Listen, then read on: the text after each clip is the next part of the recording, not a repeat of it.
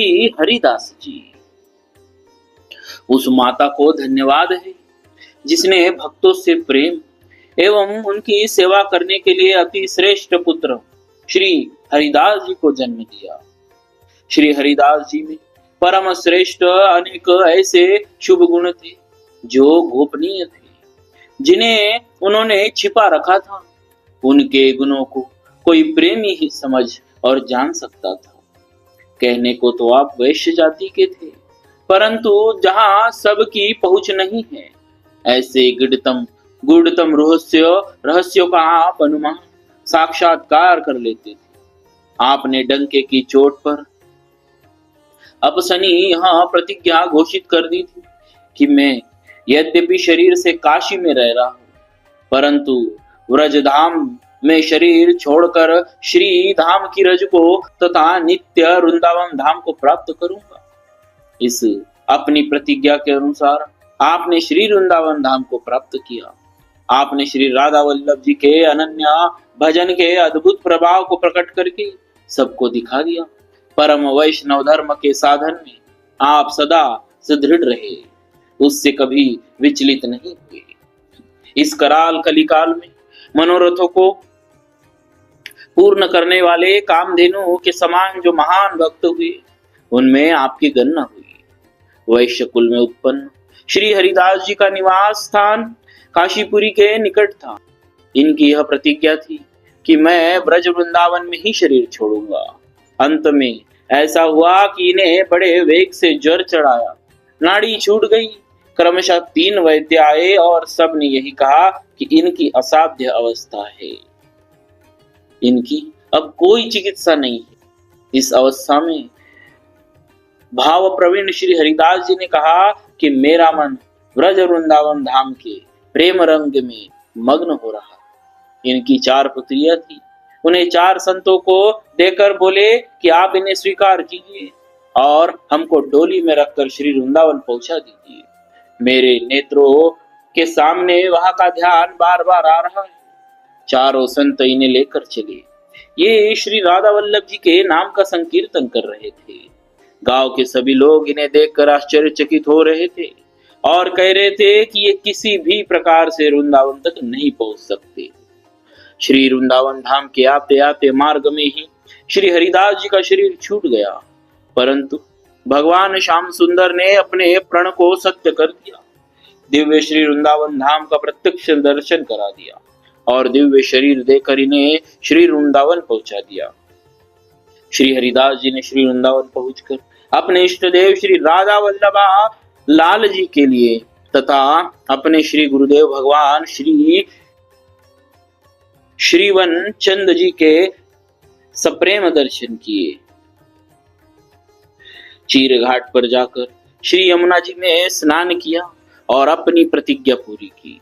जो लोग इन्हें लेकर आ रहे थे, वे लोग शोक करते हुए रोते हुए पीछे से आए और उन लोगों ने श्री हरिदास जी के गुरुदेव से तथा संतों से कहा कि श्री हरिदास जी को हम लोग श्री वृंदावन को ला रहे थे, परंतु दुख की बात है मार्ग में ही उनका शरीर छूट गया। श्री वृंदावन के सभी संतों ने कहा कि वे तो उसी दिन यहाँ आ गए थे।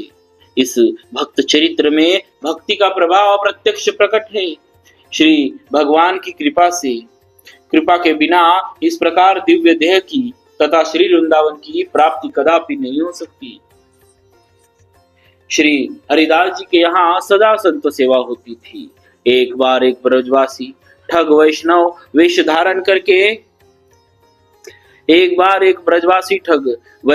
धारण कर आपके यहाँ आया और बहुत दिन तक रहा।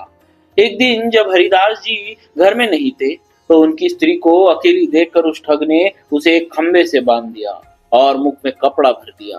तत्पश्चात घर में ढूंढकर सामान की पोटली बांधी और स्त्री के शरीर से भी आभूषण उतार लिए।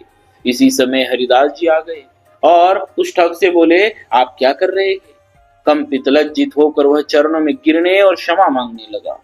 तब पत्नी के मन से अश्रद्धा दूर करने के लिए आपने उससे कहा, भगवान मैं समझ गया आप मेरी परीक्षा ले रहे, इसी से आपने यह लीला दिखाई। मेरा सर्वस्व आपका है, आप उसे बिना पूछे ही ले रहे। आपके इस सद्भाव का ऐसा अद्भुत प्रभाव हुआ कि उस ठग ने सदा के लिए ठगी का परित्याग कर दिया और सच्चा संत बन गया। एक बार श्री हरिदास जी ने सुना कि वन में साधुओं की जमात पड़ी है, शीघ्र ही आप दर्शनार्थ चल दिए। उस समय आपकी आयु 95 वर्ष की थी। घने जंगल में उन्होंने देखा कि एक सिंह ने गाय को पकड़ रखा है और उसे मार डालना चाहता है। दयावश उन्होंने सिंह में नरसिंह भगवान की भावना की और प्रणाम करके प्रार्थना की, भगवान गाय को छोड़कर मुझे खा लीजिए। सिंह ने गाय को नहीं छोड़ा। तब आपने उसके आशय का अनुमान किया कि मुझ वृद्ध के शरीर से इनका पेट नहीं भरेगा, इसी से गाय को नहीं छोड़ रहे। तब आपने कहा, मैं इस गाय के बदले अपने पुत्र को लाकर दे दूंगा, आप गाय को छोड़ दीजिए। इस प्रकार की प्रार्थना सुनकर सिंह ने गाय को छोड़ दिया। श्री हरिदास जी ने घर आकर सब समाचार पुत्र को सुनाया तो वह बहुत प्रसन्न हुआ। इस नाशवान शरीर का इससे अच्छा सदुपयोग और क्या हो सकता है। पुत्र को लेकर आप वन में पहुंचे तो उस समय सिंह सो रहा था।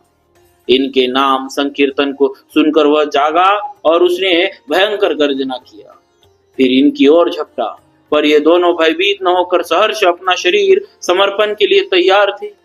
जो सर्वत्र अपने प्रभु को देखता है, उसे किसी से भय नहीं रहता। इनकी ऐसी निष्ठा देखकर नरसिंह भगवान प्रकट हो गए।